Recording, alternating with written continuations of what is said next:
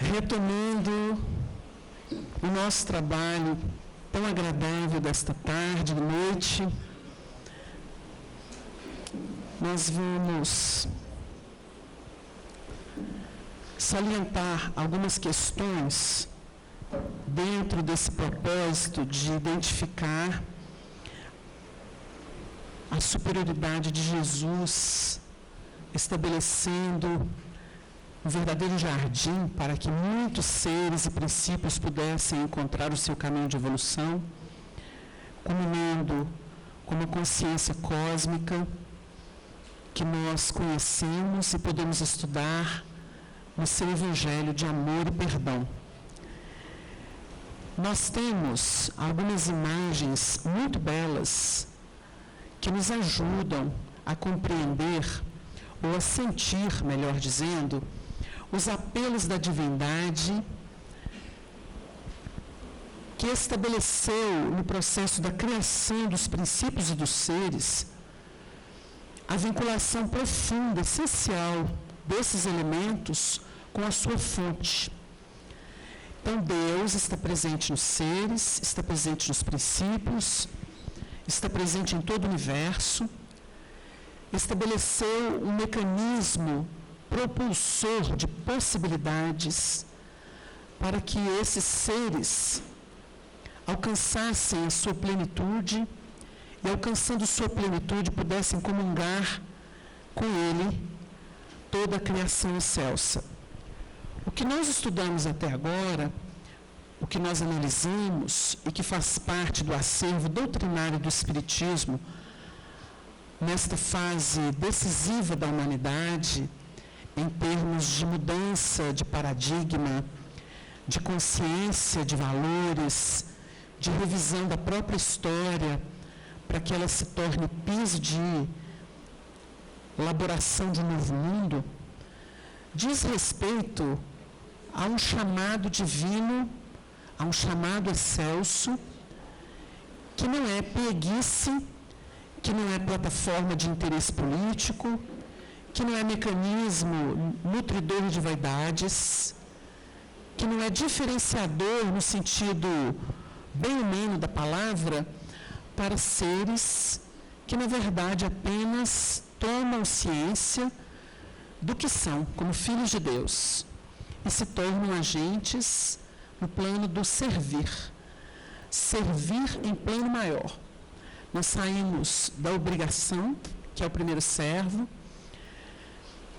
conseguimos perceber que temos uma filiação divina e trabalhamos para nos revelar filhos de Deus.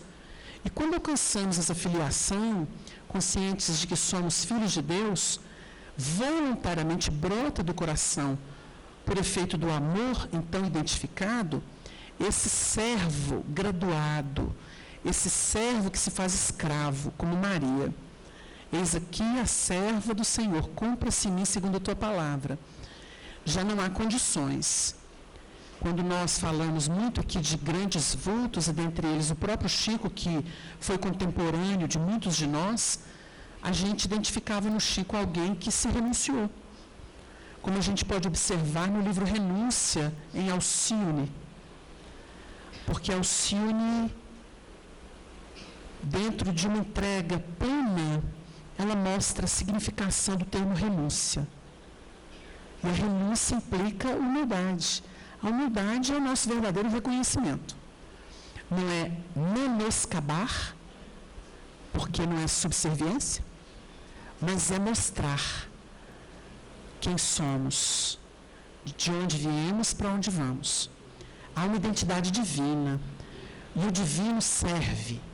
O divino serve.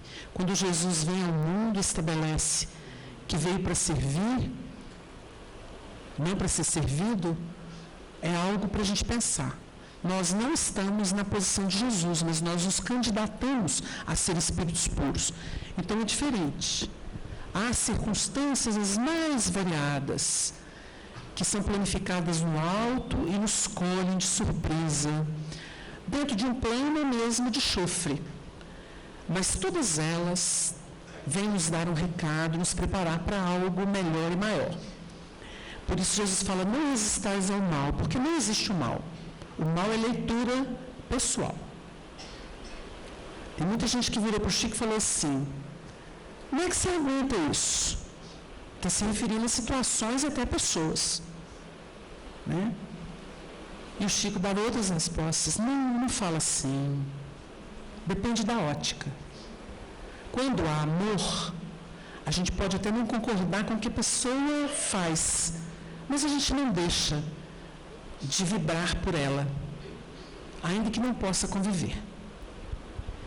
O grande desafio da humanidade, né, nesse sentido de criação, porque nós estamos estudando a criação da Terra, não é para ficar ilustrado com relação a esse construtivismo, as ascendências divinas sobre ele, não. Porque isso aqui tem um objetivo, o nosso íntimo. A criação da Terra tem tudo a ver com a nossa, em termos de expansão de potenciais. A gente tem que formar um jardim interno, como a Terra se tornou por efeito do pensamento puro de Jesus sobre a matéria. Dentro da ordem, né, da relação que ele estabeleceu com seres capacitados em diversos segmentos, ensejando a eles a oportunidade de evoluírem. Então a gente lê assim dos espíritos: Deus cria, o espírito faz. Quem faz são os espíritos. Então aquele verbo que está no início, nos primeiros movimentos do livro Gênesis de Moisés, quando diz assim: façamos o homem à nossa imagem, conforme a nossa semelhança. Isso foi motivo de entrevista do Chico ao Pinga Fogo. E é muito importante que a gente se lembre de que ali o verbo está no plural, e Deus não é plural, ele é singular. Os espíritos co-criadores em plano maior estavam operando as formas do planeta. Façamos o homem à nossa imagem conforme a nossa semelhança. E quando a Honória trabalhar esse assunto no plano da evolução, a imagem de Deus reflete ao espelho. Todos refletimos Deus, mas não somos Deus. Somos deuses com D minúsculo. Vós sois deuses. Deus, o Criador, é um só. Então a fonte é eterna, não tem princípio, não tem fim. A gente não entende isso não. Porque nós vivemos num mundo restritivo. As nossas percepções ainda não alcançam esse zênite. Então a gente tem que analisar prerrogativas, né, os atributos da divindade. Kardec é muito claro nesse sentido, sobre a orientação dos espíritos. Não tem como especular a natureza de Deus, a intimidade dele. Nós podemos estudar o que ele forçosamente tem que ser e o que ele não pode ser. A partir daí a gente tem parâmetro. É o que o Espiritismo faz. Porque seria presunção querer que o relativo explicasse o absoluto. Então falta senso para isso. Então a gente analisa o Criador dentro das percepções que vão sendo desenvolvidas no tempo. Então Jesus no Evangelho ele fala: vosso Pai, meu Pai, nosso Pai. Então existe um momento de comunhão em que ele é solidário. Existe um momento em que ele define o vosso Pai, porque é o alcance que nós temos de Deus, da criação, das leis. E existe meu Pai, que é o entendimento dele com o Pai diferenciado do nosso, por causa da evolução que ele tinha. Então, mestre ele é. Mas tudo de dádiva vem de Deus. Por isso que bom só Deus é. A bondade suprema é Deus. Então, nós temos aqui algumas imagens que a gente vai trazer. O verbo do princípio. No princípio era o verbo estava com Deus e o verbo era Deus. Ele estava no princípio com Deus, todas as coisas foram feitas por ele, e sem ele nada do que foi feito se fez. Nele estava a vida, e a vida era a luz dos homens. A gente trouxe isso aqui para que a gente pudesse refletir que toda a criação é uma projeção do alto sobre os elementos que vão usufruir do material. A Terra não é produto fortuito de força cega. Isso pode alimentar e nutrir mente fechada, até em sentido acadêmico. E não importa, porque o elemento vai desencarnar. A gente não tem que ter pressa para nada, porque o importante é o esforço que começa a ser despendido de dentro para fora na criatura. os avisos existem. O Chico falava assim, orientação tem muita, o que falta é intérprete. O que precisa, na verdade, é o despertamento da individualidade. E esse despertamento ele se dá de diversas formas, e para isso o Emmanuel tem uma equação. Deus não usa violência, usa o tempo. Porque eu posso querer quebrar um circuito fechado de uma pessoa que eu amo. Você não pode viver assim. Quantas mães e quantos pais estão tentando tirar filho da droga? E eles olham para os pais e falam assim, vocês é a última coisa que eu quero a droga. Não há qualquer sensibilização. E aí a gente tem que pensar em algo mais efetivo. A gente estava lendo um texto da Revista Espírita em que Kardec falava sobre como se trabalhar o Oriente. Referiu-se à Síria, né? A Síria antiga, né? Na época dele, referiu aqueles povos, aquela cultura, e o Espírito deu uma instrução extraordinária sobre como é delicado o processo educativo e como que se tem que fazer.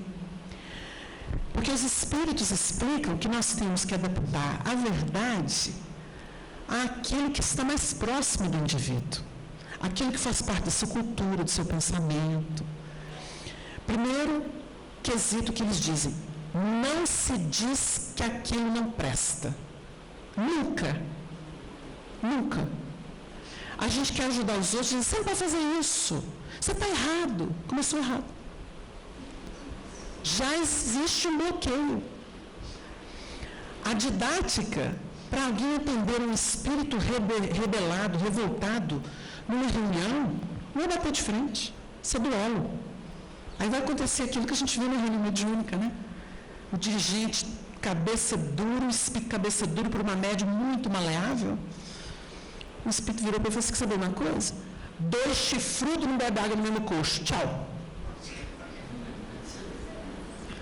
Histórias do espiritismo em Belo Horizonte. Não é, Mar? Isso aconteceu num grupo espírita que a gente frequentou, com um dirigente que hoje está desencarnado, e ele passou por isso. Muito renhido, né?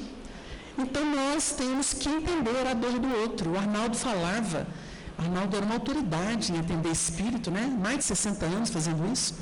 Conviveu intimamente com o Chico, conheceu o trabalho da Ivone muito de perto durante algum tempo, outros grandes médios. Ele falava, nós temos que entender que nós estamos conversando com uma pessoa e conversar com ela como a gente conversa com um amigo, com uma pessoa que a gente conhece. Porque nós somos iguais e tem que ter muita honestidade, muita sinceridade. Porque isso é o que vale. Não adianta se vestir de toga, sentar ou subir numa cátedra e se mostrar com algo superior. Nós estamos ali diante de nós mesmos. O Chico não falou que em cada pessoa que ele atendia, cada drama que ele ouvia, ele se identificava um pedaço dele naquilo? O Chico deu um recado para a gente. Nós temos algo do criminoso, nós temos algo do viciado, nós temos algo do puritano, nós temos algo do ciumento, nós temos algo do vaidoso, do presunçoso, nós temos algo do traumatizado, nós temos algo do desanimado da vida.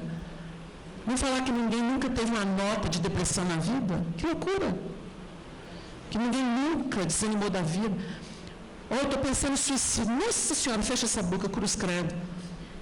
Vem falar que nunca pensou em suicídio na vida? Isso é hipocrisia. A questão é que nós encontramos razões para valorizar a vida. Para entender que a vida é o caminho. Eu não quero sair do caminho. Por que sair do caminho? Ficar à margem. O caminho é o caminho. Ele que interessa. O resto corre por nossa conta. Eu não quero nada por minha conta. Se eu já tenho consciência do plano divino. Essa é a diferença. Por isso o Espírito falou com o Chico. Vocês é que são os verdadeiros milionários da Terra, porque são espíritas. Agora nós estamos tripudiando em cima desse material. Dizem que quando tem muito, quando abunda, a exigência cresce, né? É o que a gente vê. Porque tem gente aí que não vê nada, que não tem nada, quando encontra uma pontinha, parece que encontrou o céu. A gente olha e fala assim, não, mas a gente tem tanto. A gente já sabe tanto, e você está feliz com isso? O Honório uma vez contou para a gente que acompanhou um caso em que os espíritos fizeram de tudo para julgar uma obra espiritualista na mão de um indivíduo lá na Europa, em décadas atrás. E o elemento mudou a vida com a leitura daquela obra espiritualista que não precisava nada, como a gente tem essa precisão científico-filosófica da doutrina espírita. Porque ela define as coisas, ela mostra a coerência das coisas, a lógica, as evidencia e comprova o que é possível comprovar. Então, o Honório comentava assim, eu fico a pensar, o que os espíritos fazem para ajudar uma pessoa jogando uma obra espiritualista, que apenas fere, assim, os temas que a gente estuda com profundidade. E nós temos isso tudo.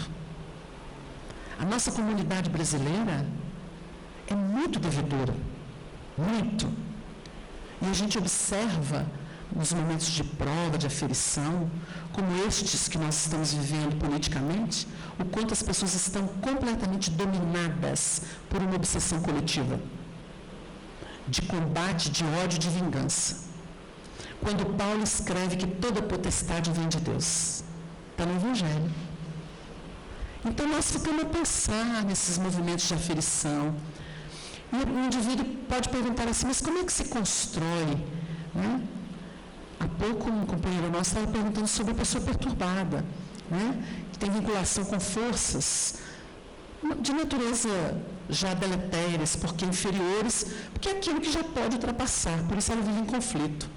Ela já pode ultrapassar aquilo, não está fazendo força suficiente. Mas há um mecanismo na evolução chamado saturação. Nós nos saturamos, porque há um tempo para cada coisa. E quando a gente pensa que o tempo esgotou, a misericórdia tem mais um tempo. Então, no futebol, a gente tem os 45 minutos ordinários, mas se precisar, prorroga. É mais ou menos isso. Não deu para resolver, não, então vou prorrogar. Agora, se depois da prorrogação terminada, não resolver, vai nos pênaltis. Não é, Legal? Então, há mecanismos. Nós não podemos duvidar da providência, que é inteligentíssima. Nós estudamos muito pouco a sabedoria da vida. Nós costumamos ser muito técnicos e um técnico preconceituoso. Porque a gente fecha os assuntos. Então, o indivíduo pode ver um médium meio agitado e falar assim, lá, vive obsediado. Mal sabe ele que aquilo é um estado normal para médium. O médium vive estranho, como dizia o Chico. Vive estranho. Ele está a serviço permanentemente. Ele é um camaleão. Conforme a situação, ele muda de cor. Não significa que ele vai ser desajustado. Ele pode estar estranho. Hoje me falaram assim, você mudou de mentor? Eu falei, pode ser, né? Porque a gente nunca é a mesma pessoa. O Chico deu grandes ensinamentos para nós. Quando ele ficou mais velhinho, eu lembro de uma declaração dele, em que ele disse assim, eu me sinto como aquele lavrador que trabalhou o dia inteiro e que se prepara para voltar a casa. Logo em seguida ele disse assim, agora eu sou mais eu. Muita gente não prestou atenção nisso. Porque o Chico estava avisando para quem tem olhos de ver e ouvidos de ouvir, que durante o período de trabalho mediúnico dele, ele era uma embaixada. Ele não era ele. Mas que agora ele estava começando a voltar para ele próprio. Até o período em que ele falou assim, agora eu sou mais eu. E ficou o povo atrás. Médium. Era o Chico, gente. O Chico idoso, velhinho, cansado, gasto no bem. E era natural que ele fosse bem humano. E muita gente não entendeu. Porque a idolatria não deixa. Não deixa. Mas é reflexão. Nós conhecemos uma companheira, não vi mais. Ela detém um tesouro. Porque eu não sabia o nome dela, eu convivia com ela sem saber o nome. Lá no grupo Emmanuel. E ela apareceu um dia, uma senhora muito querida, muito simpática. Ela apareceu um dia em Mário Campos e me levou a carta que ela recebeu de Dona Ivone Pereira. A carta, gente, é um documento. Esse documento devia estar estampado em algum lugar, ser mostrado para todo mundo como referência de dignidade mediúnica. A Ivone já estava com mais de 70 anos, Dona Ivone Pereira, quando ela escreveu pedindo auxílio, orientação. E a Ivone descreveu para ela nessa carta de próprio punho, dizendo que ela estava idosa, enferma, e que ela já não tinha mais a mediunidade, que declinou com a idade. Olha a honestidade, Marival. E ela disse assim: minha filha, eu não sou mais médium como antes. Hoje eu estou precisando de auxílio, estou mais cuidando de mim. Eu peço que você procure um centro espírita bem orientado, em que se estude Allan Kardec e o Evangelho de Jesus. Lá você vai encontrar bons médiuns, bons orientadores. Esta carta eu li. E eu nunca mais encontrei com essa senhora. Vou falar assim: pelo amor de Deus, doa isso para a gente divulgar no movimento, na FEB, seja onde for, porque esse é um documento que mostra a dignidade de uma médium, a honestidade de uma médium, a beleza de uma pessoa consciente pelo Espiritismo e pelo Evangelho. E é o que muitas vezes não se vê entre nós. A gente cai por ali, sai por ali, vive de palpite, né? Cria capas. Quando Jesus mostra que o cego tem que tirar a capa, depois que tirou a capa ele se cura. Tem que lançar a capa fora. Nós temos que ser honestos. Isso não significa ser agressivo, né? Honestos. Então, o verbo do princípio, o apelo é divino porque ele é permanente. Ele é onipresente. Deus é onipresente. Tudo de Deus é onipresente.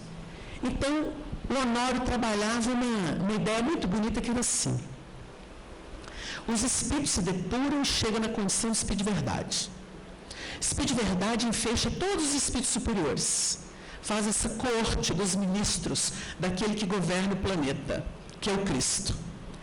O espírito de verdade está entrando na linha crística.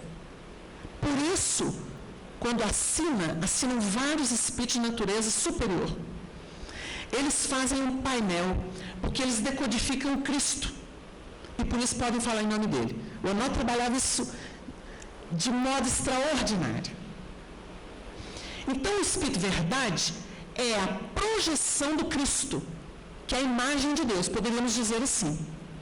Porque o Cristo é a reunião de todos os espíritos puros. Por isso é um Filho unigênito, é um só. A unigenitura é a linha crística. Porque todos comungam em Deus. Não há mais idiosincrasias. E a projeção dessa natureza crística se dá no Espírito Verdade. Porque não há mentira mais. Não há engodo, não há personalismo. Deu uma ideia? E do Espírito Verdade desce para o nosso mundo, porque se não tiver decodificação, não chega. É isso, Lima? Sem decodificação, ninguém entende. Então, nós começamos a ver o Espírito de Verdade irradiar. É Jesus, não é? É, não é, não é. É e não é. Entendeu? É isso que ele trabalhava, ajudando a gente a entender. Então, o apelo que nós vemos aqui, no princípio era o verbo é a onipresença divina. E o verbo estava com Deus e o verbo era Deus, natureza crística. O verbo é a palavra. Não fala que a palavra é divina? O verbo é a palavra divina. É a verdade. Por isso que é o Espírito Verdade. Estava no princípio com Deus, todas as coisas foram feitas por Ele. Ele é o princípio. Tudo vem de lá. Ninguém cria nada. Co-cria. Reflete. Aí vem o Emmanuel no Pensamento e Vida. A mente é um espelho da vida em toda parte. Deu bem? Tem mente, está encarquilhada, pretinha, pretinha. Tem mente que tem buracos, simbolizando clareiras, como se fosse uma mata densa, tem clareiras. Dá para formar um povoadozinho ali, não dá? Tem lugar, tem mente que é um espelho cristalino, lembra um lago refletindo as estrelas. um lago plácido refletindo as estrelas. Não é isso? A mente é o espelho da vida em toda parte. Agora, a vida, ela pode ter todo tipo de nome, mas é vida. A força de vida é o que vem de Deus. Não importa se ela é torta, se ela cresce para baixo, se ela cresce para cima. O Marival falou um negócio ali com a gente interessante. O povo fica perguntando ele sobre Minas Gerais, né? Como estão os médios? Ele fala assim, todos os médios são bons. Adorei. Todos os médios são bons. Você é Marival? É isso aí. Agora, o que a gente faz da mediunidade é outra coisa. Não é? Porque todos os médios são médios. Agora, o que o médium anda refletindo? Aí é diferente. Não é não? O que ele anda refletindo aí, produzindo? Porque é reflexão, gente. A mente é o espelho da vida do teu pai. A base da mediunidade é a mente. Se não tiver mente, não tem mediunidade, não tem intercâmbio. Então, nós vamos compreendendo. Por que é que as promessas do Cristo sempre foram cantadas em todas as culturas, em todos os povos? Nós poderíamos, o Emmanuel faz isso, ele analisa as civilizações. Ele vai falar dos 4 grandes povos, mas ele fala também da China milenária. Ele dá um capítulo para cada um dos povos. Porque a solidariedade que existe no universo, ela não vai se estancar. Então, naturalmente, nós recebemos contingente desde que a Terra foi concebida por Jesus, porque espíritos de outros orbes vieram ajudar Jesus a formar a Terra. É mentira? Claro que não. A Terra não existiu. Então, elementos vieram e ajudaram o Cristo, tomaram amor pelo planeta. E muitos deles corporificaram-se aqui no planeta, em diversas épocas, de modo anônimo ou não. Nós temos na China milenária uma cultura, né? Que vem de expoentes de sabedoria. Então, quando se fala de Confúcio, já existia uma base lá atrás, que ele pega e divulga, né? Vitaliza de novo. Nós vamos conceber Buda, antes de Buda, Krishna, Lao Tse, Zoroastro. Aliás, esse Zoroastro é uma incógnita, né? Porque a gente pensa naquela Pérsia imantada de mística. Tadinha da Pérsia hoje, o que virou, né, gente? A Síria antiga, a Pérsia antiga, oh meu Deus, aquela Mesopotâmia, Semíramis, onde ela estiver, né, diz que ela é o espírito da irmã Ritinha, que era guia do Camilo Chaves. O Arnaldo sabia da história toda, né? Foi a grande Semíramis, que eles viveram na época com ela. Então, ela foi guia do Camilo Chaves e veio na pele de uma negra, né? De uma escrava negra. Foi como ela se depurou daquele poder todo. Porque antes do grande Alexandre, né? Antes dos grandes nomes do domínio, nós tivemos uma mulher à frente de exércitos e que fez maravilhas. Então, essa mulher, para se depurar, aceitou a condição de uma escrava negra e se tornou a guia espiritual do Camilo Chaves, inesquecível para nós, em termos de honorabilidade espírita cristã.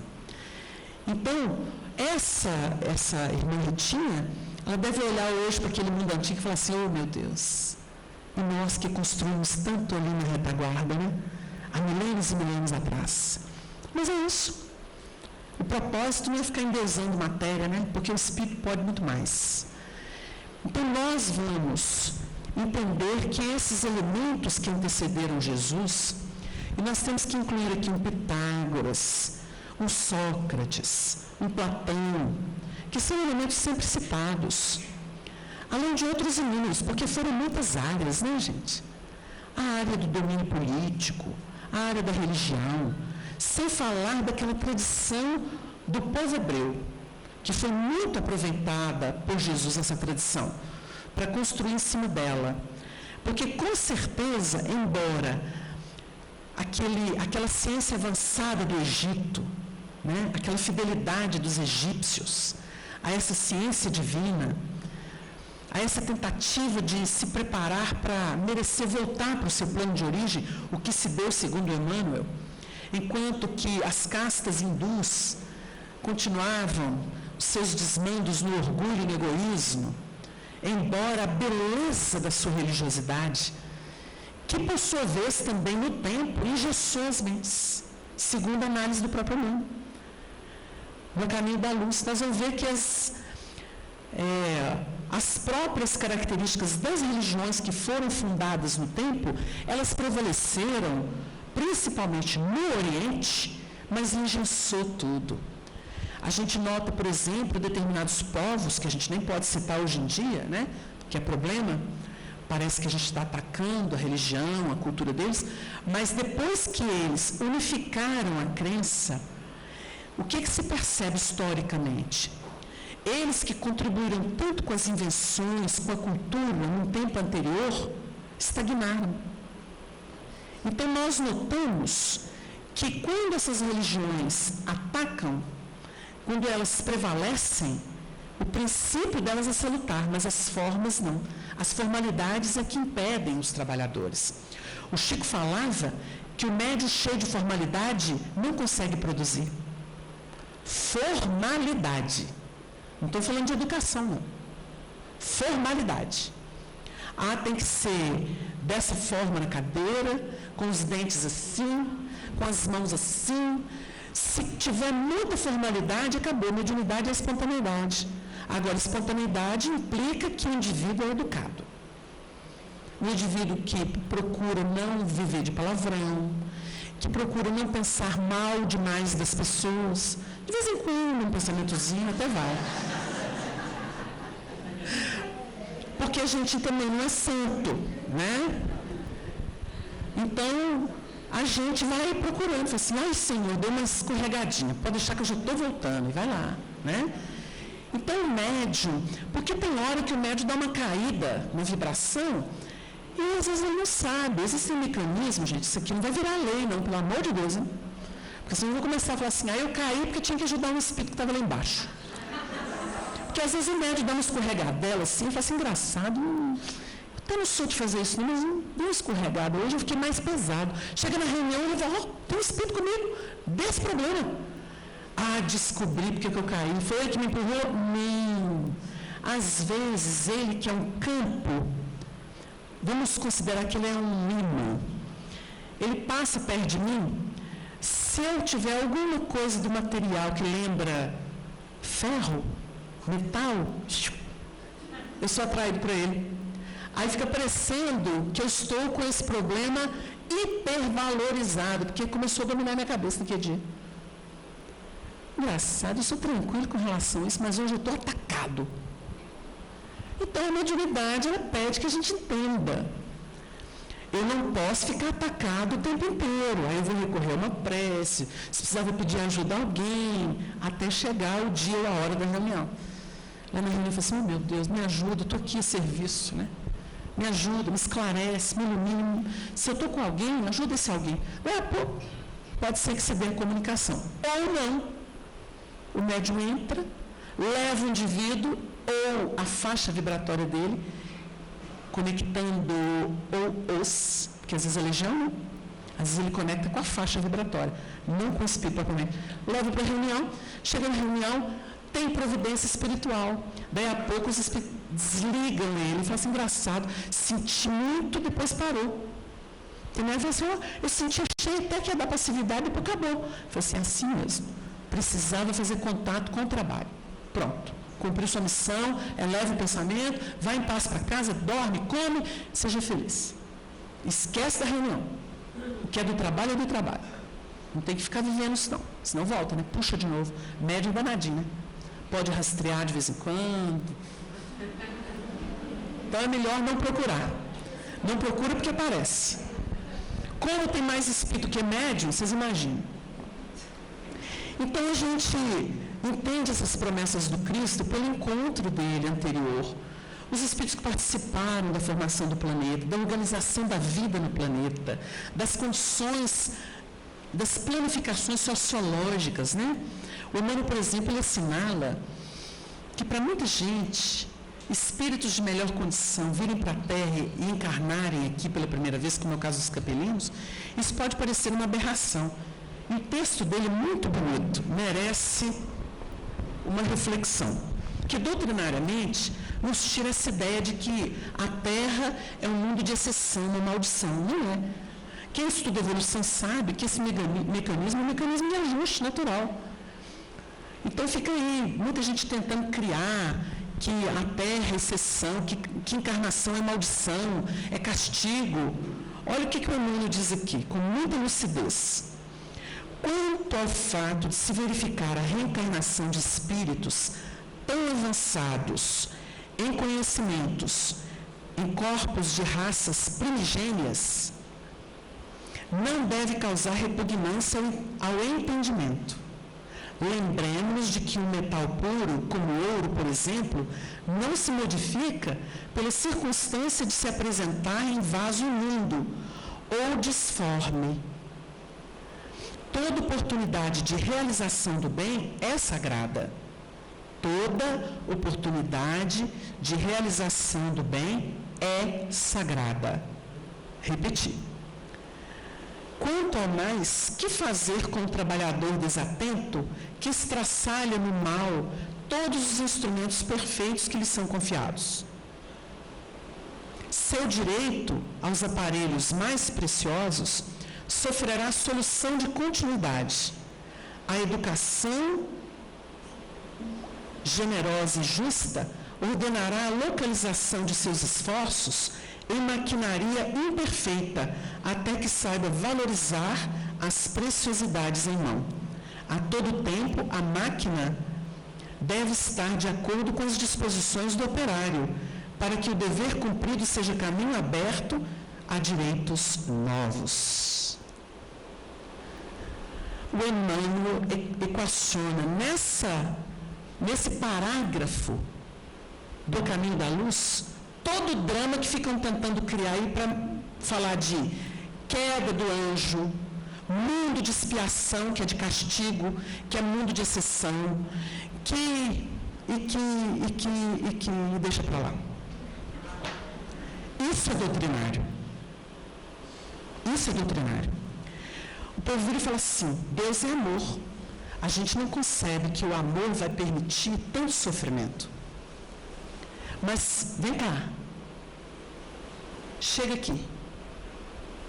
Amor é para quem entende ele, não é não? Se você entende pancada, você vai aprender com ela, não é não? Como que sentimento denso, rude, vicioso, caprichoso, mandão, vai entender o que é amor? Só no tempo. Então, Emmanuel resume tudo isso. Deus usa o tempo, não violência. Agora, a gente se resolve como consegue. É por aí? Até o dia que ele fala assim, não aguento mais bater nem apanhar. Acabou. Aí a pessoa se ilumina. Vem para a rinha. Não, meu filho. Encontrei outro caminho. Olha lá. Mais um para o cordeiro. É por aí. A briga desses espíritos que estão ainda viciados e que são contrários à doutrina espírita, ao cristianismo, as pessoas que querem o bem e que tentam vingar, o Chico os enfrentou a vida inteira. A vida inteira. O Arnaldo viu o Chico levitando em cima da cama, assim, alguns palmos em cima da cama, todo contorcido. Deu passe, porque dormia do lado da cama dele, lá em Pedro Leopoldo. Está gravado isso no Espiritismo BH, na boca do Arnaldo.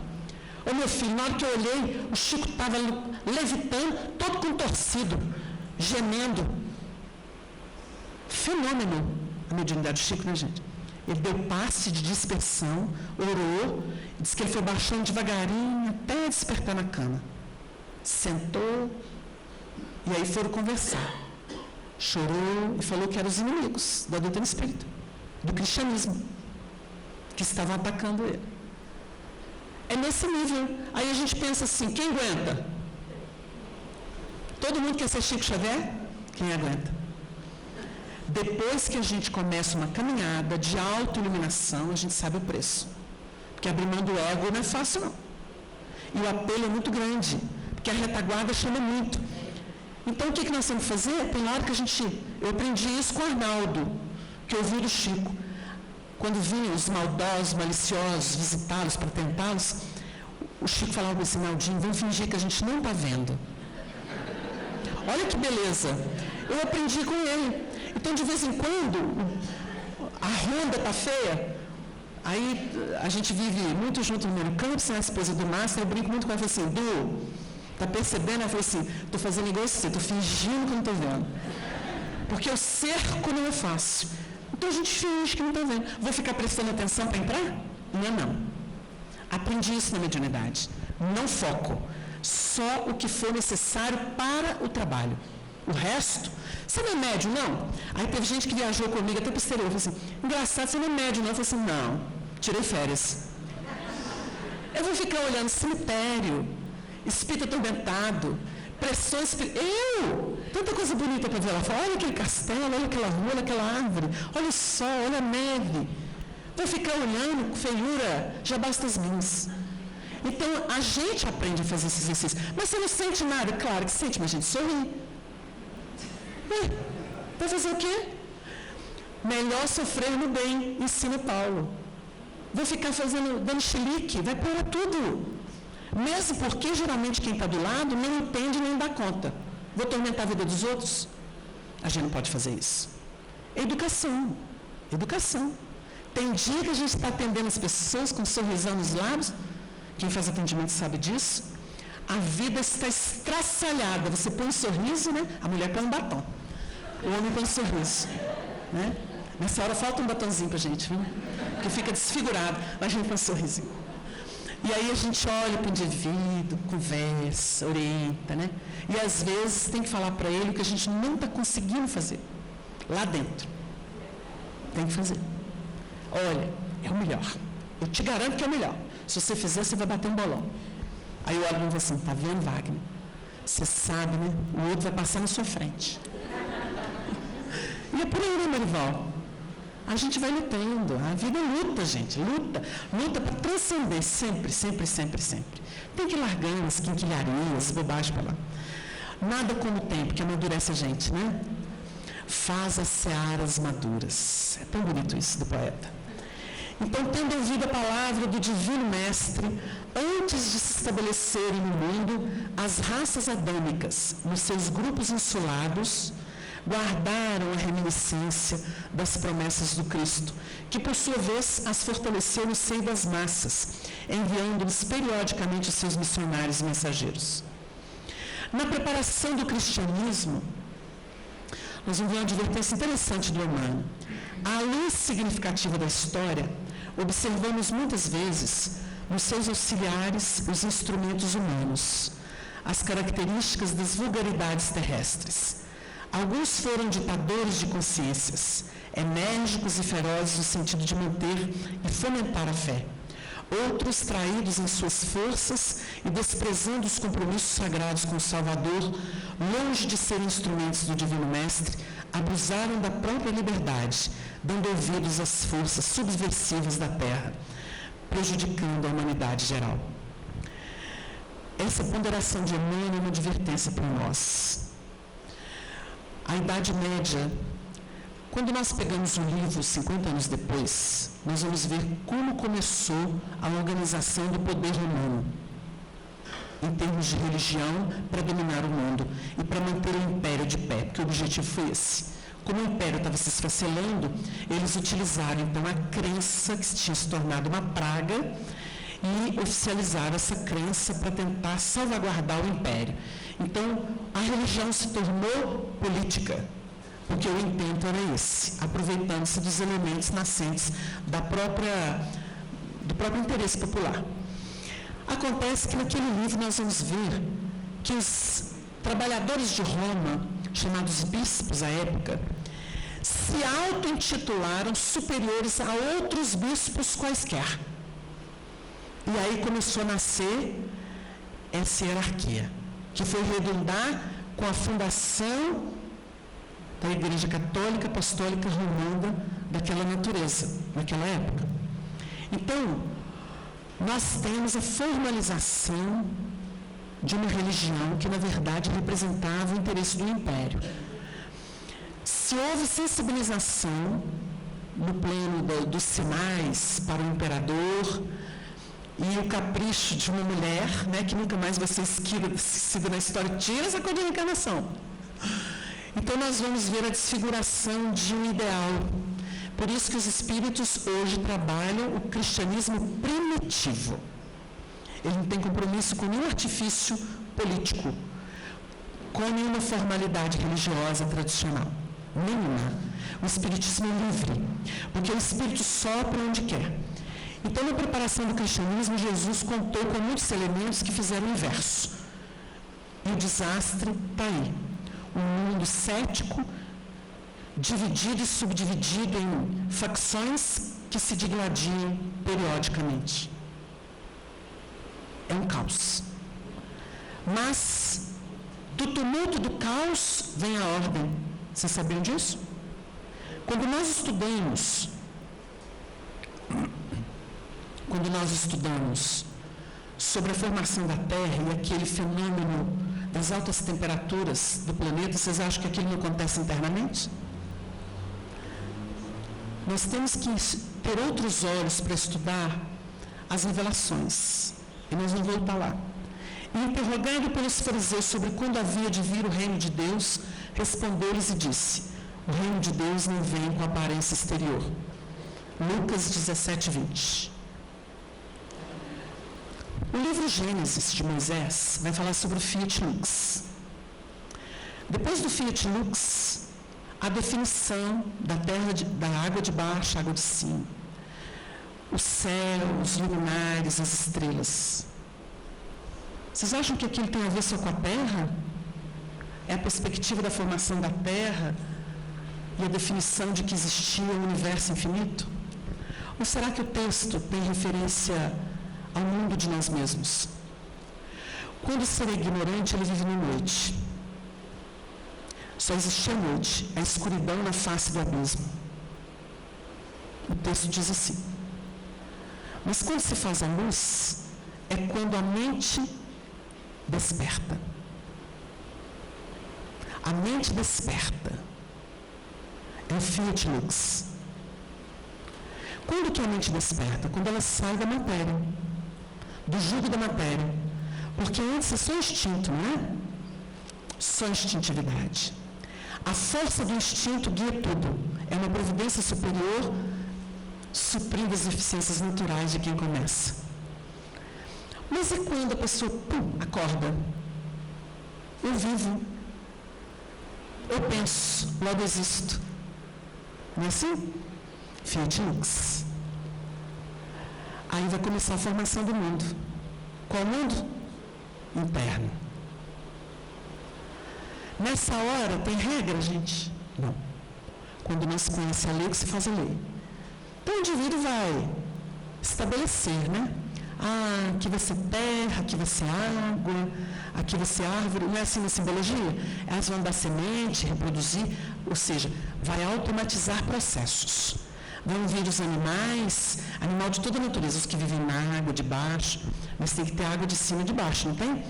E essa água de cima é água psíquica. Se não tiver ela irrigando na de baixo, o nosso corpo não é toda uma estruturação biológica, mais água do que tudo. Agora, o psiquismo capta outro tipo de água, não capta não. Ele capta elementos simples a princípio. Mas ele começa a vislumbrar aquilo que é o coroamento, o grande objetivo dele. Nós podemos fazer um paralelo. Nós começamos a organizar esse jardim. Primeiro é um caos, né? E de vez em quando, a gente vive provas.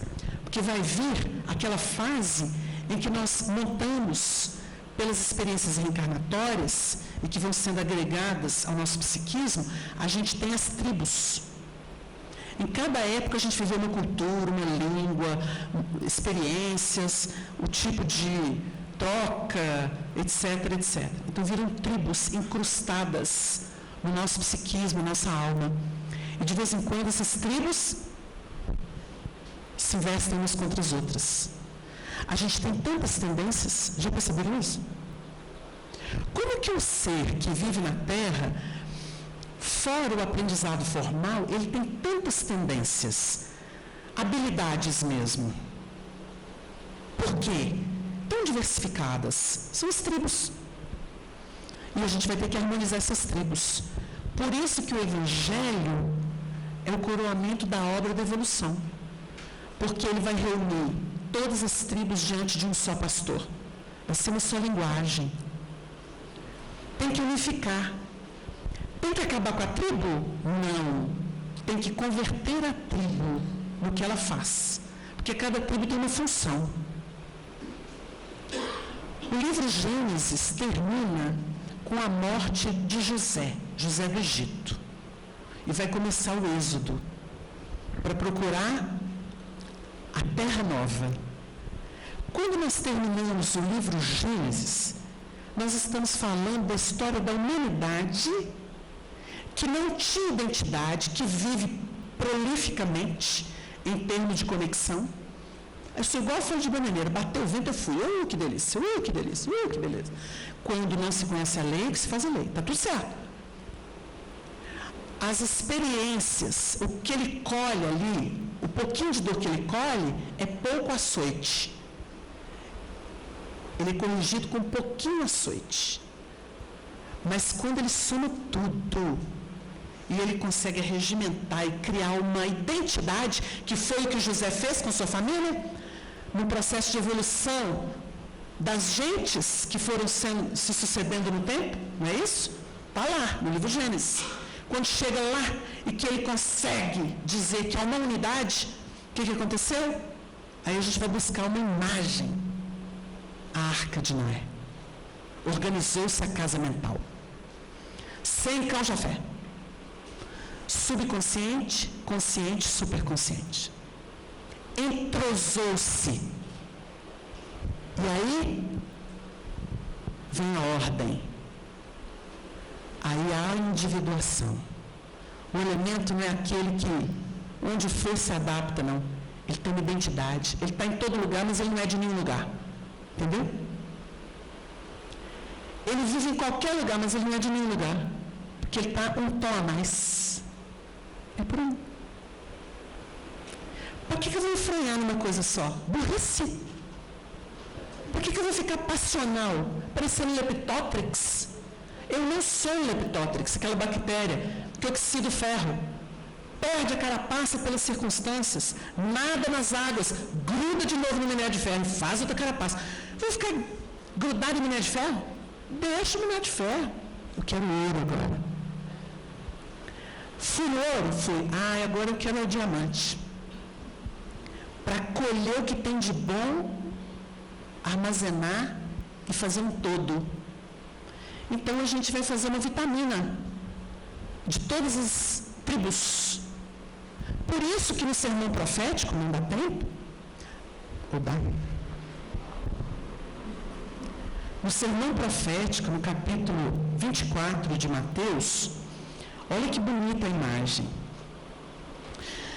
Vai falar sobre as tribos. Isso aqui é o retrato, é a expressão da mudança profunda. Quando tudo se unifica. Porque a gente é muito partidário, você já deu para perceber, né? Olha o Brasil, como é que ele está esfacelado. Facções. Quem está de qual lado? O elemento ficou com raiva de mim, porque eu virei e falei assim, olha, não quero receber essas coisas, meu compromisso é com Jesus. Não é com essa coisa transitória, não, de palpite, se um é, se o outro não é. Ficou com raiva. Mas eu vou falar mentira? Não vou. Então, nós começamos a transcender isso. O que seria de mim sem o meu algoz? Não entendeu isso ainda não? Vai bater no algoz? Vai devolver com a mesma moeda? Aceita e trabalha, dá o seu melhor. Você vai ver o que acontece? Porque não melhora nem a pessoa, nem o seu contexto, se ela não mudar o padrão. Não melhora. Então, aqui, a partir do versículo A Vinda do Filho do Homem, que é um trecho do sermão profético. Ele diz assim: nós não vimos construir estrelas, sol, a belezura do céu, água de cima, água de baixo, e não estávamos construindo nós próprios nessa simbologia?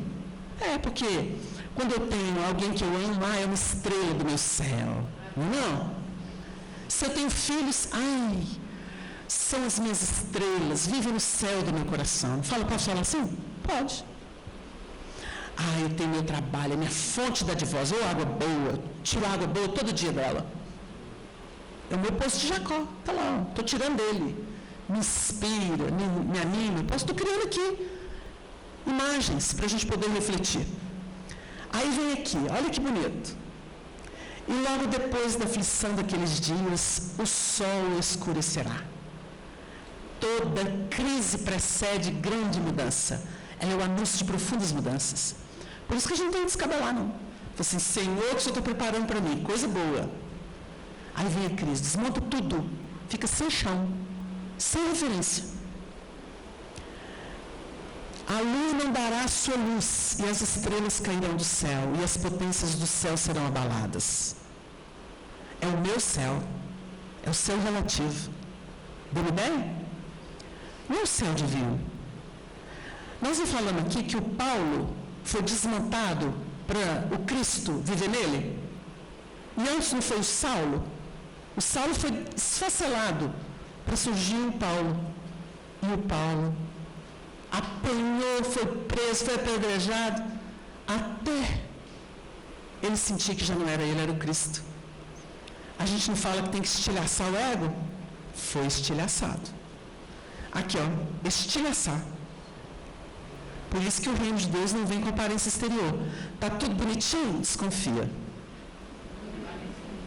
Não que não possa viver em paz, mas a paz é interna. Não é porque o dinheiro está farto. Não é porque os filhos estão ao redor. Eles vão embora um dia. E pode ser que quase não visitem. Tem que preparar. Porque são mundos próprios, com anseios, com compromissos, com vinculações que podem não ser as que você tem. Tem que entender. Melhor ainda, tem que compreender, que é pelo coração. E continua. Então aparecerá no céu o sinal do Filho do Homem. E todas as tribos da terra se lamentarão. Todas as tribos da terra. Elas são suficientes? Todas são relativas. Todas as experiências que a gente teve reencarnatórias, elas são relativas. Tem gente que adora viver passado, né? Eu fui rainha de Old. Eu fui o príncipe das Astúrias. Eu fui o general. Problema dele. Né? Ele é um componente na estruturação do meu despertamento para Deus, de filho de Deus. O poder dele é relativo. Por isso que as tribos tremem. E continua, todas as tribos da terra se lamentarão e verão o Filho do Homem, vindo sobre as nuvens do céu, porque é impreciso mesmo. No primeiro momento é impreciso. E a nuvem, ela pode tanto soltar sons de trombeta, quanto revelar imagens. A gente nunca sabe. Então, naquele momento de turbulência, fala assim, nossa, está meio nebuloso. Pergunta para o médico assim, o que você está vendo? Está meio nebuloso. Então faz uma prece, pede seu amigo espiritual para ver se define. Está clareando. Saiu da nuvem. Uma forma. Pode ser que aconteça assim. Deu uma ideia? Não estamos fechando, não. Estamos abrindo, viu, gente? E continua. Vindo sobre as nuvens do céu com poder e grande glória. E ele enviará os seus anjos com rijo de clamor e trombeta, os quais ajuntarão seus escolhidos desde os 4 ventos, de uma a outra extremidade dos céus. O que é isso aqui? Tudo que foi sua experiência nas muitas reencarnações será resumido a partir de um comando superior, que está vindo dentro do seu plano consciencial. Deu uma ideia? Vocês acham que eu estou delirando? Não é, Maribel? E ele enviará, ou melhor, de uma outra extremidade dos céus. Aprendei, pois, esta parábola da figueira. Quando já os seus ramos se tornam tenros e brotam folhas, sabeis que está próximo o verão. São sinais. É parábola isso aqui, gente. Parábola. Igualmente, quando virdes todas estas coisas, sabei que ele está próximo às portas. Em verdade vos digo que não passará esta geração sem que todas essas coisas aconteçam. O céu e a terra passarão. O céu e a terra passarão, mas as minhas palavras não hão de passar. Verbo do princípio. Qual que é a tendência de tudo? Sair da diversidade para a unidade. Por isso que é um pastor e um rebanho. O rebanho também está dentro de nós. O pastor, campo mental. Superconsciente desce para o consciente e se torna operacional. É teoria? É religião externa? Não. Nós temos um trabalho de profundidade.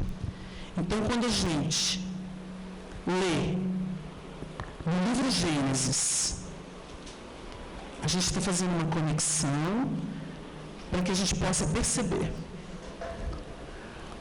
E a terra, no princípio criou Deus os céus e a terra. E a terra era sem forma e vazia. Tinha alguma referência no campo interno do indivíduo? Não. Isso aqui não pode falar que é criação do Espírito? Tranquilamente. O Espírito se vinculou à matéria, por isso que é céu e terra. Céu é mundo espiritual. É símbolo de plano espiritual. Terra é de mundo material, crosta. Então a gente pode olhar assim e falar assim, aqui, criou Deus os céus e a terra, criou espírito e matéria. Deu uma ideia? Nós estudamos isso aqui hoje. Está aqui no símbolo, porque tudo está em tudo. Lembra da afirmação do Livro dos Espíritos? Tudo está em tudo? Pois é. Se tem olhos para ver, enxerga em qualquer lugar. Nas simbologias, nas mitologias, nas místicas. Pega o essencial, elabora. E aí vai começar a dinâmica da evolução. Porque um é Deus, dois natureza, junta um com dois dá três. Aí é a dinâmica evolutiva. A ideia de Deus, na prática, 1 e 2 dá 3. O Honório gostava de trabalhar isso para mostrar como que a vida é dinâmica e como que a evolução se processa para a gente alcançar a plenitude que é a vivência do Evangelho. Jesus, diante das circunstâncias as mais diversas, é ele diante de todas as tribos. No Pentecostes, não houve descida da luz, e cada discípulo falou para uma das tribos de Israel, são 12. O que é o Pentecostes? É o momento da iluminação. Unifica tudo, porque tem recado para todas as tribos, porque elas têm que operar juntas, conjuntamente, porque todas têm seu valor. Eu não posso desprezar nada que está em mim, eu tenho que transformar. A morte do homem velho significa não nutri-lo como se ele fosse Deus. Então, o que é a proposta do Espírito, dos Espíritos para a gente? Combater? Combate que você vai ser vencido. Não é combater. É desarticular. O que é desarticular? Não nutrir. Eu tenho tanta animosidade com fulano, então tá, a partir de hoje você não vai pensar mais no fulano. Como? Na hora que você pensar, você vai fazer um Pai Nosso. Primeiro você vai fazer entre os dentes, depois você vai fazer com a boca normal, depois você vai fazer com o coração. Porque você vai se habituar. Isso é desarticular. É mesmo. Então, lá em casa o negócio está feio, porque eu chego lá, a mulher está igual o cão.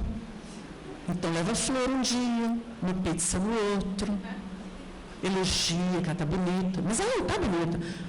Enxerga a beleza. E para a mulher vai falar assim, seu marido chega igual um cão asqueroso, faz uma jantinha, descubra o que ele gosta. Liga para ele no serviço de tarde e fala assim, querido, quero fazer uma coisa que você gosta, que você está com vontade de comer. E eu sou escrava de fogão dele, então seja escrava da renegação. É melhor o fogão do que a renegação, não é não? Ele vai te olhar com outros olhos, não é? Quem sabe até dar um dinheirinho a mais. Sabe esperar. Então, às vezes, a gente tem até que estimular a pessoa, a cobiçazinha humana, para ela tomar coragem de fazer moralmente o que ela não quer fazer. Agora, os espíritos respeitam muito isso. E deixa a gente pensar. Por exemplo, prática da caridade. Numa de nossas viagens, nós conhecemos uma menina muito gracinha que morava na Suécia. E ela viajou com a gente, de uma cidade para outra, a gente bateu papo, conversou, trocou ideias. Você estava junto, né, mãe? Aí ela virou para a gente e falou assim, é engraçado porque no meu país, tudo que a gente faz de caridade no Brasil, lá é um dever cidadão. E começou a contar em detalhes. O governo não deixa ninguém na rua, não falta escola para ninguém, não há sujeira na rua, não polui a natureza, todo mundo participa, todo mundo acolhe, né? Embora tenha muito suicídio. Né? Eles têm problemas emocionais, assim, graves, de conflitos, né? Mas falta Deus, né? Sobra Deus aqui, falta lá. E falta educação aqui, sobra lá. Então nós vamos fazer uma troca.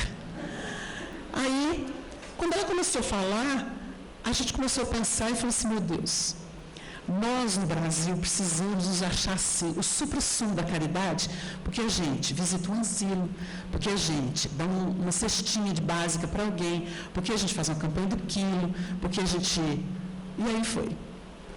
Então, a gente tem um vínculo muito grande com as coisas... Está mudando, né? Porque o cenário do Brasil também mudou. As questões materiais sempre foi muito forte. Dá remédio, dá comida, dá roupa, dá enxoval, dá isso, dá aquilo, dá dinheiro, paga conta, bababá. E a gente fazia muito isso. E, na verdade, lá, isso é normal e obrigatório para todo mundo. Então, a gente pensou assim, olha como a gente se ilude, os espíritos estimulam, para a gente não desistir de fazer o bem. Vocês são muito caridosos. Continuem na caridade. Né? Enquanto eles podiam vir com tudo e falar assim, olha aqui, seus sem vergonhas. Preguiçosos. Vocês têm obrigação, quando tiver alguém chorando, passando necessidade, vocês não podem dormir, porque são seus irmãos diante de Deus. É a família diante de Deus. Faça favor de tomar vergonha na cara e vai correr atrás dos infortúnios ocultos, vai ajudar esse povo. Eles podiam falar assim, é mentira, meu irmão? Mas porque são amorosos, misericordiosos, eles estimulam. Nossa, vocês são tão caridosos, usa a caridade, vamos para a caridade, né? Então fica assim. Mas existem países em que isso, pelo menos essa parte material, é de direito de todos, né? É uma reflexão. Para a gente não ficar se iludindo que a gente é supra-sumo, né? Nós temos um companheiro que, o seu Gripino, lá do Alto Veracruz, muita gente conhece ele, e eu gosto muito de ouvir os casos dele, porque ele convive muito com o espírito Zé Grosso. Vê o Zé Grosso aparece pelo sonho, leva ele para a tarefa. Então ele foi fazer uma tarefa num orfanato que estava passando muita necessidade. Ele juntou muita coisa, ficou sabendo, foi lá, encheu a despensa do orfanato, do lugarzinho que ficavam as crianças lá, isoladas, muito carentes, mas voltou com o coração cheio, né? Dizendo que ele estava transbordando de felicidade, porque ele sentiu que ele fez uma coisa boa numa hora que precisava, né? Que as crianças estavam bem, ia ficar muito tempo e ia continuar ajudando. Dizendo que meio que adormeceu de noite assim, satisfeito, tranquilo, consciência tranquila, quando de repente eu vi o Zé Grosso falou assim, você está alegre, né, Gripino? Ele falou assim, Zé Grosso, você sabe, nem hoje foi tão boa nessa tarefa, não sei se você estava lá. Eu falei assim, eu vi. Mas você não ia ficar tão alegre assim, não, porque não foi você que fez, foi o povo que doou.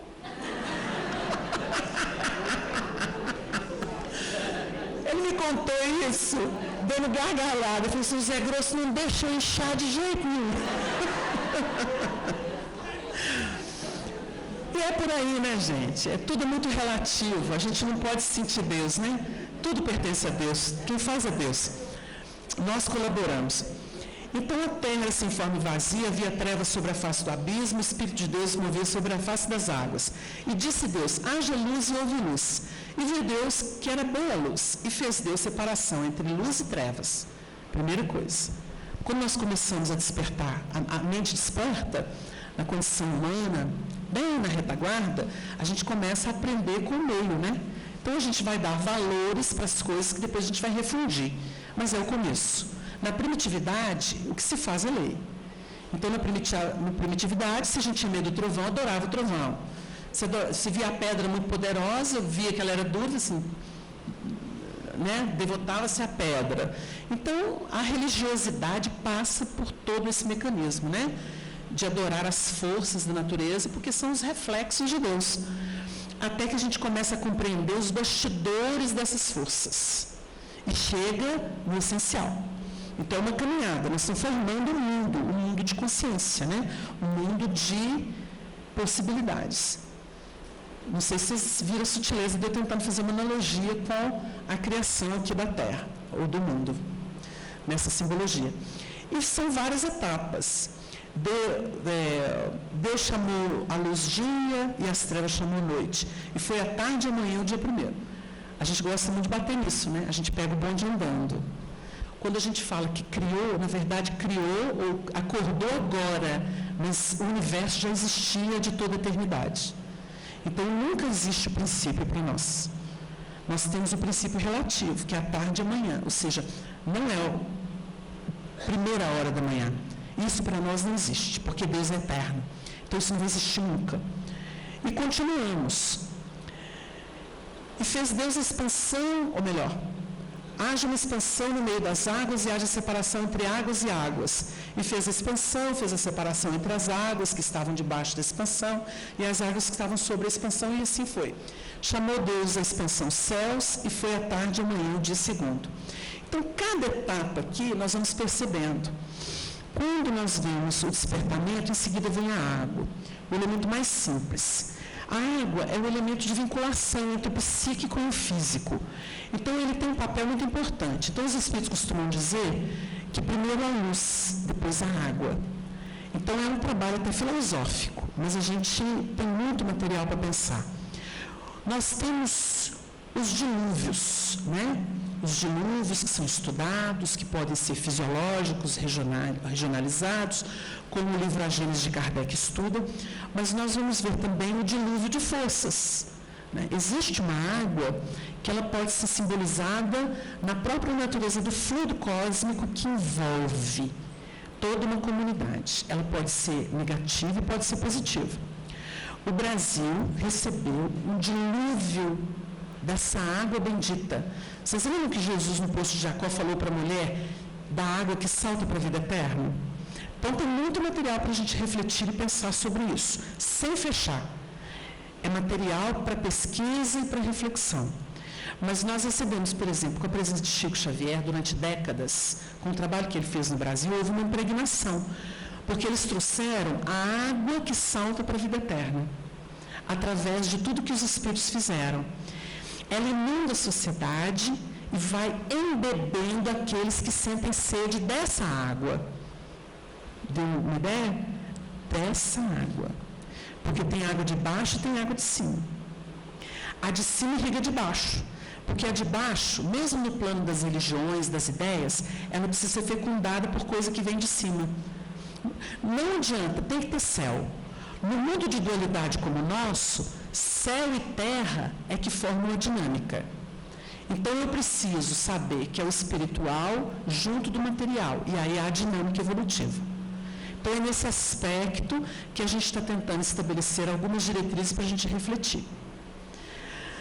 Nós vamos ver várias etapas. No 6º dia, o homem e a mulher são criados. Depois de toda uma estruturação encadeada. Quando a gente estuda a evolução, a gente vê que tudo é encadeado. Né? Essas laçadas, elas vão passando muito próximas umas das outras, até abrir-se lá na frente. Não pode fechar. Se fechar é o 666 da besta apocalíptica. Aí é quando o indivíduo realmente cristalizou o pensamento. Então, ele não recebe mais a chuva de cima. A água de cima não tem função. Por isso que quando a gente chafurda, a gente fala de vício em termos genéricos. Pode ser um vício de autoidolatria, vício de comportamento com o lar, com a esposa, com o filho, a viciação de natureza física, com bebida, com droga, com sexo, Se a gente fecha o circuito, nós deixamos de ser irrigados. E aí o que acontece? O mundo tem que conhecer uma implosão, que é chamada de saturação. Quando fecha circuito, só mesmo a saturação, porque o indivíduo, de dentro para fora, há uma implosão. Uma força interna fazer ele não aguento mais. Então ele surta. O Honório gostava de falar que no campo mental, os espíritos começam a estudar o átomo mental. E ele dizia o seguinte, que era perceptível a existência do átomo mental, que não é o material, ele está numa frequência diferenciada, e ele gravita, ele pode imantar a mente. Então é visível quando alguém está a ponto de explodir e pode até cometer um crime. É o momento de um surto. A pessoa nutre, alimenta e recebe, aceita, recebe, durante tanto tempo, um tipo de agressão, um tipo de insulto, um tipo de insatisfação, que chega uma hora que dá uma pane. Toda loucura tem essa origem. Porque o indivíduo pode estar trazendo isso de outra existência e se saturar ainda mais agora, ele surta. Então ele perde a razão, o rumo, as possibilidades. Então é preciso fazer o trabalho de desarticulação. E as entidades espirituais lutam muito durante o sono do corpo para fazer isso em nós. A monoideia, ela é muito perigosa. A gente vê, às vezes, o médium muito diverso nas percepções, né? Então, a gente costuma dizer que o médium, quando ele é mais ostensivo assim, às vezes, quando ele não é muito para dentro, muito retido, ele é mais extrovertido. Então, a gente conhece vários que você vai conversar com ele passa de um assunto para o outro. Então, ele parece um camaleão mesmo. Vai mudando, faz aquele rosário, né, de percepções, de conversas e tal. E você fica assim, meu Deus, para encontrar com fulano, eu preciso ter tempo. Porque não adianta falar, oi, tudo bem, porque ele vai começando conversa, passa para outro. Aí na hora que você fala que você está em tempo, você fala, não, peraí, só mais um pouquinho. Tem aquilo. Então, é a mente desgovernada, que não significa que a pessoa está obsidiada, ela está deseducada. É diferente de uma pessoa obsidiada. Geralmente o obsidiado é uma pessoa que tem ideia central. Ela é fixada no assunto. Então ela pode até falar de outros assuntos, mas volta naquilo. Ela fala de outro assunto, mas volta naquilo. Você fala de outro assunto, ela volta naquilo. Você fala de outro assunto, ela volta naquilo. Porque ela está fixada naquele tema. Isso faz a monoideia. Isso caracteriza a monoideia. Então esse indivíduo, ele pode agregar, ele vai agregando até que ele tem um surto, que pode ser um desgoverno da própria vida. Por exemplo, tem gente que joga tudo para cima num surto desse, que alimentou o que não deveria. Não teve uma reflexão, não ponderou, não filtrou bastante, não passou por provas, não dividiu com ninguém. Aí surta. Daí a pouco você fala assim, mas por que o fulano fez isso? Largou tudo. Às vezes larga o centro espírita, né? Às vezes larga outras coisas, larga serviço, vai viver como andarilho. É exatamente isso. É quando vem o surto. Então, é a descarga de saturação dos átomos mentais naquela frequência. Então, isso é um estudo para a psiquiatria da nova era, para os cientistas da nova era, que vão estudar a matéria em outros níveis muito próximos de nós, muito próximos, porque se não podem ser analisados hoje cientificamente, embora tenha a equiliangrafia, por exemplo, que mostra energia invasora, né, e outros recursos que nem se divulga, mas que já está começando a aparecer, mas mostra pelo comportamento, pelos relatos, né, pela forma de se apresentar. Então, a gente começa a ler de uma forma mais geral. Então, gente, nós entendemos que nós estamos no momento culminante de criação da Terra e a transição é um dilúvio de forças. Nós precisamos saber o momento certo de descer da arca, para fazer conexão. E para isso, nós temos que mandar a pombinha por aquele orifício lá em cima, que o Honório gostava de dizer que era a glândula pineal. A glândula da vida mental. Nós temos que procurar acionar isso e identificar se existe possibilidade de investir numa vida nova. Não importa como, se o terreno está propício. Por enquanto, o dilúvio é geral. E o dilúvio não é de água física, até está faltando, né? É da água psíquica. Nós estamos vivendo um período na Terra de saturação. É explicável? É. Nós estamos sendo, vamos dizer assim, levados a conviver com as faixas que antes viviam mais presas às zonas inferiores. Elas subiram e dá a sensação de que nós descemos. A crosta continua no mesmo lugar. Vibracionalmente houve uma queda, porque eles subiram para a crosta. E nós estamos vivendo com esses elementos há algumas décadas. Eles estão entre nós. Ou às vezes nós somos deles. Então, nós temos uma sintonia muito diversificada. Há tempestades, há ameaças permanentes, mas o Cristo está no leme. O que a gente tem que fazer é como a gente aprendeu lá atrás no livro Gênesis, né? Fazer o teste. Tem terreno seguro? E a gente tem que fazer isso, não uma vez, mas sempre. No contato com as coisas, com as propostas, com as pessoas. É terreno seguro? Tem identidade? E aí vale aquele texto do Evangelho.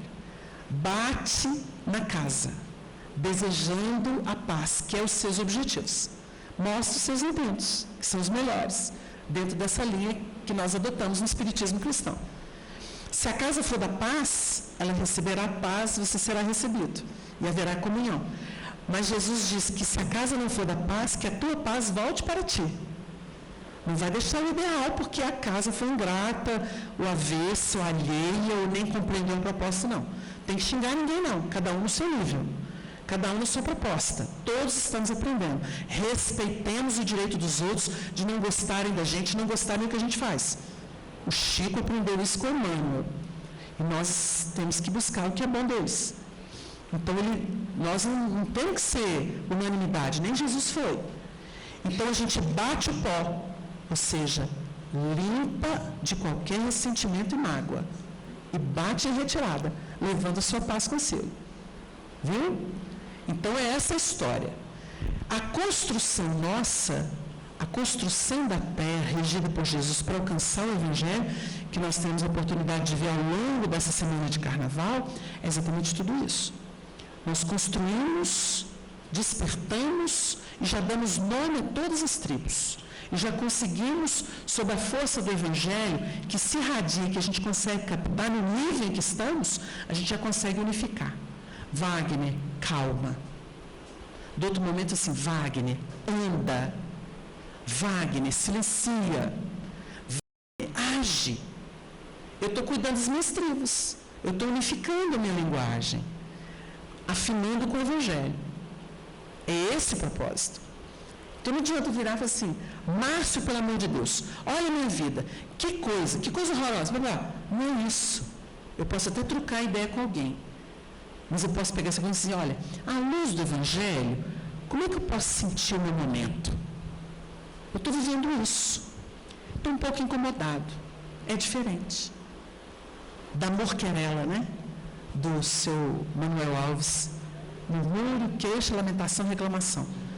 Então é o seguinte, nós estamos muito viciados, inclusive na linguagem, tem que lembrar do Zé Grosso, interruptor na língua. Temos muitos ciúmes e muito incômodo com os outros. A nossa vaidade é horrorosa, porque assim, a gente tem que ser estrela na vida de quem a gente gosta o tempo inteiro. Ninguém suporta. Nenhuma relação suporta isso. Nenhuma. No centro espírita, então falou que é médium, tem que se deixar beijar a mão, e a pessoa tem que falar tudo. Não é assim. O médium é carregado, pesado, tem que dar conta de muita coisa. Gente, caridade, gente. Caridade. Dirigente, expositor, né? A gente fica vendo aí o Haroldo, né? O Divaldo, o Alberto Almeida. Como é que vai aguentar? É muita gente, conhece gente demais, não dá para lembrar de todo mundo, não dá para poder fazer rapapé para todo mundo, porque nós somos cristãos, cristão é simples. Cristão é gente que luta. Nós não recebemos dinheiro. É diferente de chegar perto de um popstar aí, cheio de dinheiro, com segurança, me dá um autógrafo, é meu sonho, então, nem olha. Né? Porque a vida dele é ganhar dinheiro com aquilo, então quer criar mito mesmo. Agora, não pode existir mito entre nós temos que ser simples. A gente conhece o Haroldo é de uma simplicidade franciscana. O coração dele é normal. Ele fica saindo do banheiro para conversar com uma pessoa. Agora, a gente não pode abusar, ele precisa ir no banheiro. Senão vai passar vergonha. Não come, vai nos lugares, ninguém deixa ele tomar um café, porque fica todo mundo naquela voragem de devorar. Gente, não é ele, é a obra que ele divulga. Ele não é a obra toda. Ele tem facilidade para fazer pesquisa na obra. Nós temos que parar com a idolatria. O nosso movimento está viciado em idolatria. Não é, Marival? O Chico sofreu como ninguém. O Chico, um dia, ajoelhou na porta da casa dele, um homem que gritou, subiu no muro, berrou, bateu. Porque disse que tinha necessidade, o Chico estava indo para o médico, com dor. O Chico pediu que o deixasse, ajoelhou no chão, na rua, pôs as mãos postas, falou assim, meu irmão, eu estou indo no médico, eu estou doente, por caridade, eu não tenho como te atender. Atacado de angina. O Chico tem que ajoelhar para pedir o homem que está fazendo escândalo na porta dele, queria ser atendido. O Chico ia para o hospital com dor de angina, todo mundo, quem tem angina sabe a dor que é. Ele disse que parecia uma jararaca mordendo o coração dele o tempo inteiro. A dor fina, aguda, doía. Ele ajoelhou, pediu para o moço caridade. Tem gente que não tem desconfiômetro. Nós temos que ter discrição. Evolução é pessoal e intransferível. O Haroldo não vai fazer por ninguém, o Divaldo não vai fazer por ninguém, o Chico não vai fazer por ninguém. Eles fazem por eles. A gente colabora. Nós não podemos criar isso. Abaixo a idolatria no espiritismo. Essa é a nossa campanha. Nós estamos construindo um mundo novo. O reino de Deus não vem com aparência exterior. Vamos ser irmãos. Quando vocês olharem para alguém que está em evidência, digam assim, sofre muito mais do que nós. E podem escrever. Não é mentira. Que Deus abençoe.